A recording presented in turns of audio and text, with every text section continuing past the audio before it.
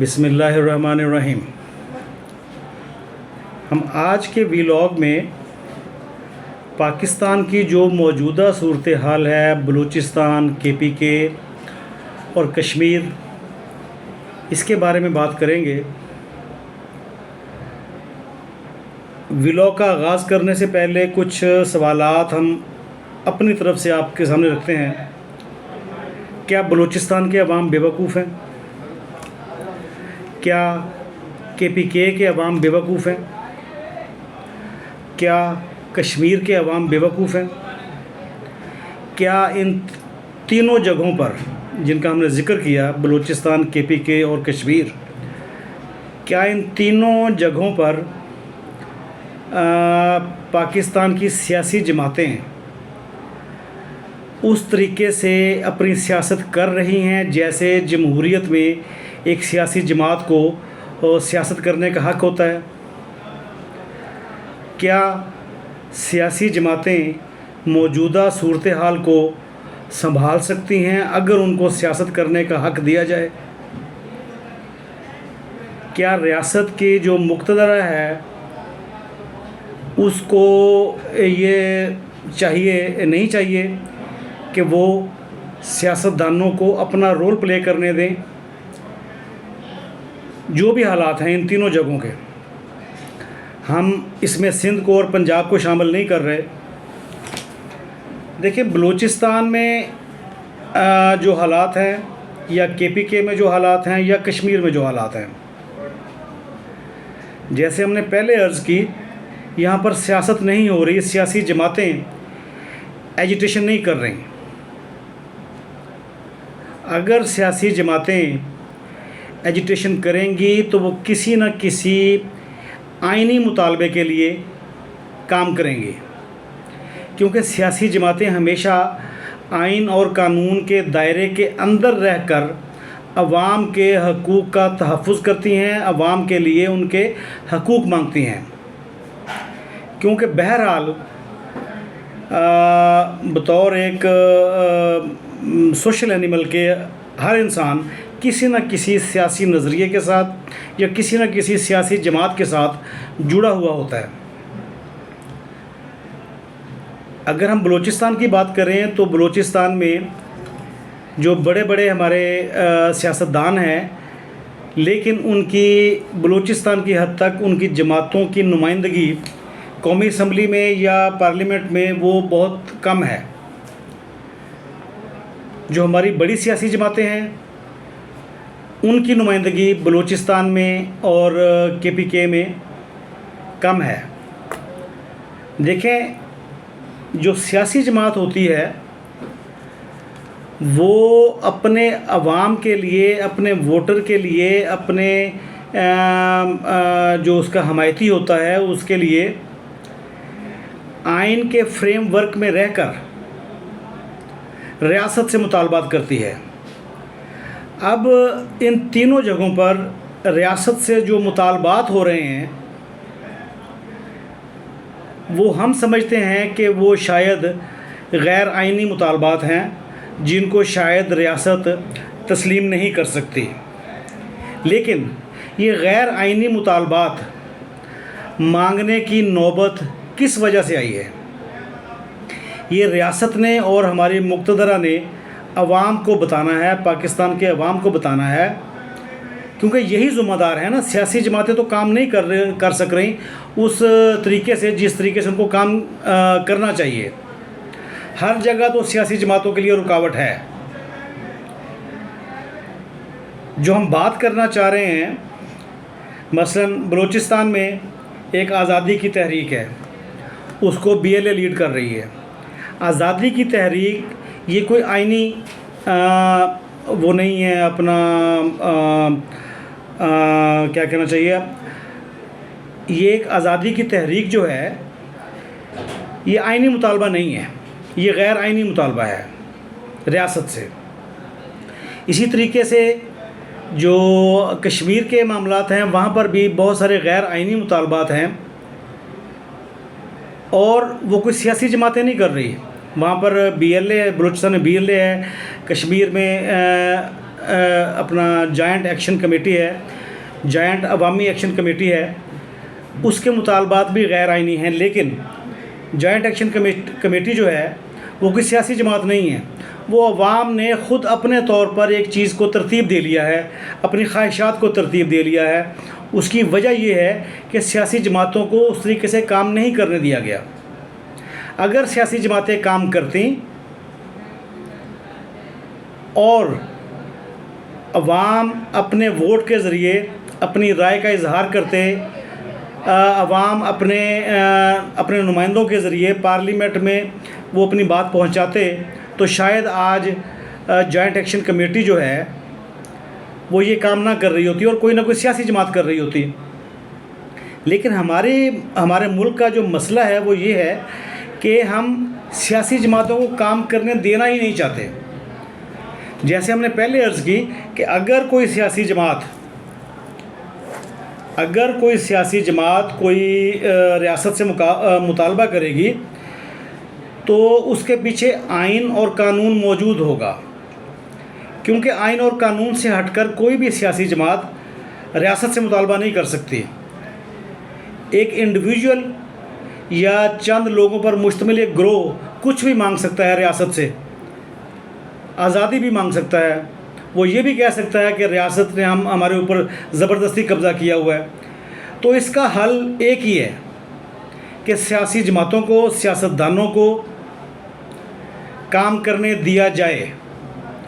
اگر بلوچستان میں بھی سیاسی جماعتوں کو کھل کر کام کرنے دیا جائے، آہستہ آہستہ بلوچستان میں حالات بہتر ہو جائیں گے، اسی طریقے سے کشمیر میں حالات بہتر ہو جائیں گے۔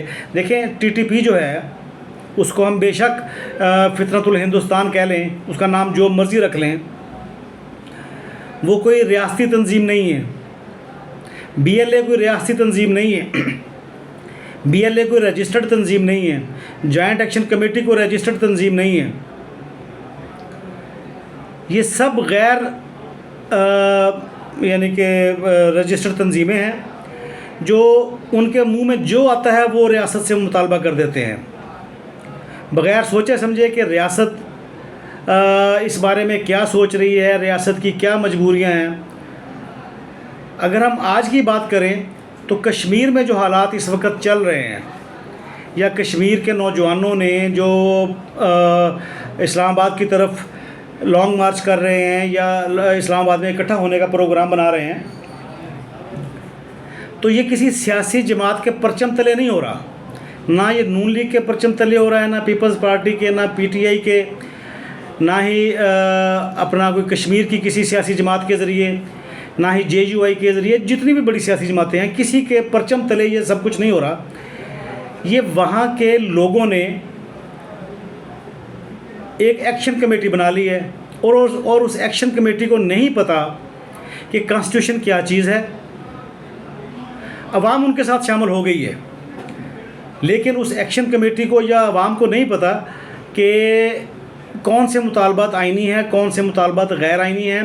یا اگر ہم فرض کریں، ہم بات کریں مہاجرین کی نشستوں کی، تو جوائنٹ ایکشن کمیٹی والے اس بات کو سمجھ سکتے ہی نہیں ہیں کہ مہاجرین کی نشستیں رکھنے میں جو پارلیمنٹ ہے ہماری، جب اس نے یہ قانون بنایا ہے تو اس کے پیچھے کیا وزڈم ہے، اس کے پیچھے کیا وجہ ہے کہ مہاجرین کی نشستیں رکھی گئی ہیں۔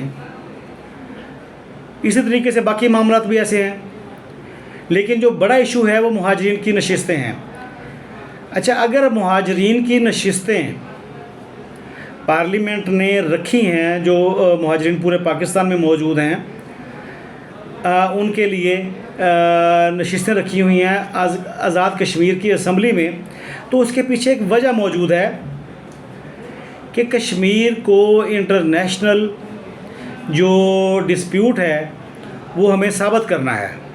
اور وہ کیسے ثابت ہوگا کہ جناب جو کشمیر سے پاکستان میں لوگ آئے ہیں، اب ان کی نشستوں سے کون انکار کر سکتا ہے؟ کشمیر ایک ریاست ہے، جو مقبوضہ کشمیر سے کچھ لوگ پاکستان میں آئے ہیں، تو ان کے حق رائے دہی سے کون شخص ہے جو انکار کر سکتا ہے؟ لیکن ریاست اور ریاست کے عوام اس بات کو، ریاست اور مقتدرہ اس بات کو ماننے کے لیے یا سمجھنے کے لیے تیار نہیں ہے کہ اگر سیاسی جماعتیں یہ کام نہیں کریں گی، پولیٹیکل ایکٹیویٹی نہیں کریں گی، تو عوام ایک چیز کو اپنے ہاتھ میں لے لیں گے۔ ہم اس ساری چیزیں ہٹ کر ایک بات آپ کے سامنے رکھتے ہیں۔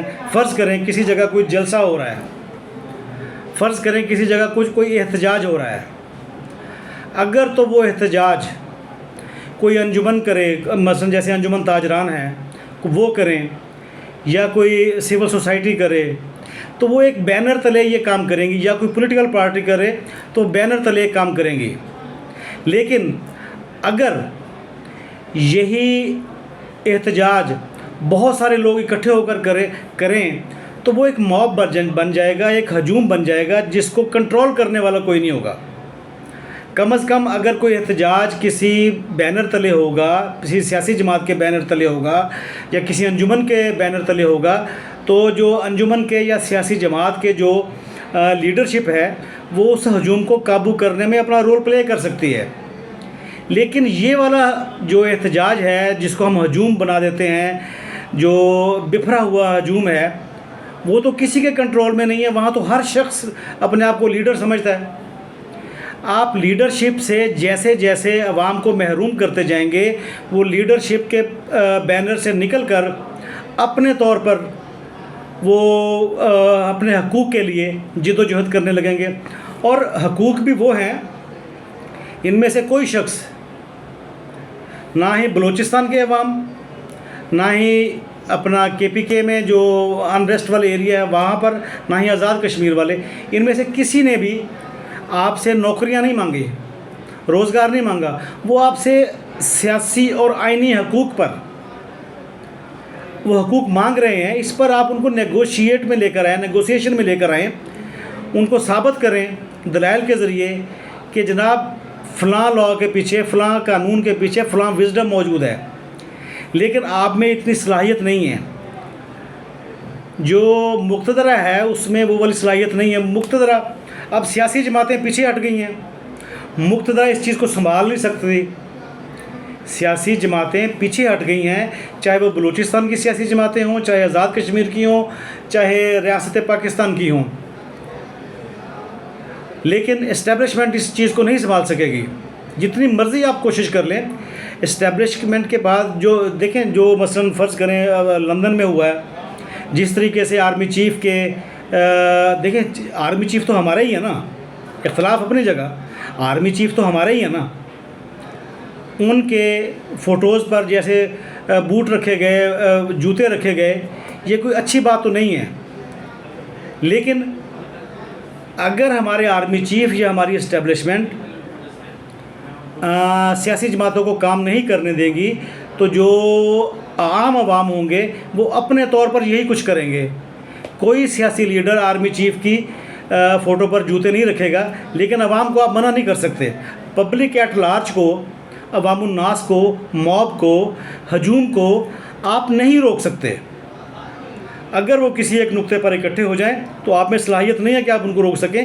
آپ نے پولیٹیکل پارٹیز کے ذریعے ہی ان لوگوں کو انگیج کرنا ہوتا ہے۔ ریاست ہمیشہ اپنے عوام کو اپنی سیاسی جماعتوں کے ذریعے ہی انگیج رکھتی ہے، تاکہ عوام اس ڈومین سے، اس دائرہ کار سے، اس دائرے سے باہر نہ نکلیں جو سارے ملک کی تباہی کا باعث بنے۔ Thank you very much.